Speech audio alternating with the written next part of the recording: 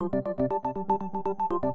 the first time since 2011, U.S. troops have been sent to the combat zone that claimed the most American lives in the Iraq War. This week, a team of about 50 U.S. military advisors arrived at al-Assad airbase in Iraq's Anbar province. Anbar was a bloody battleground during the 8 years U.S. troops were stationed there.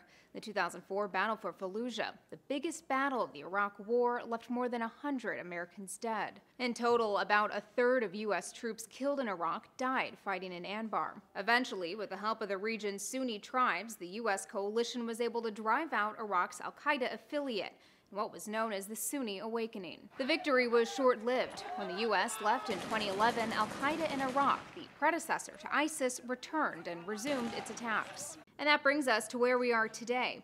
While fighting in Mosul, Erbil, and Kobani has received the most attention, Anbar shouldn't be overlooked, as it's key to the group's ambitions. The area northwest of Baghdad is the country's only Sunni-dominated region.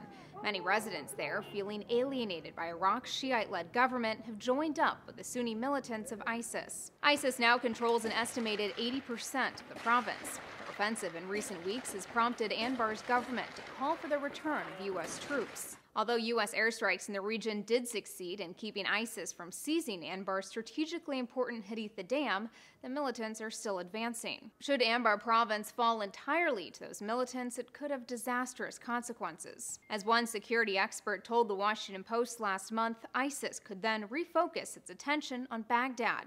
The government would lose the Haditha Dam, and the security forces would have to retreat. There would be a bloodbath. The U.S. troops now at the airbase in Anbar, although armed, are only there in an advisory role. President Obama recently announced he was doubling the number of U.S. troops in Iraq, sending 1,500 non-combat advisors in what he called a new phase of the operation. For Newsy, I'm Elizabeth Hagedorn, multiple sources, a broader view.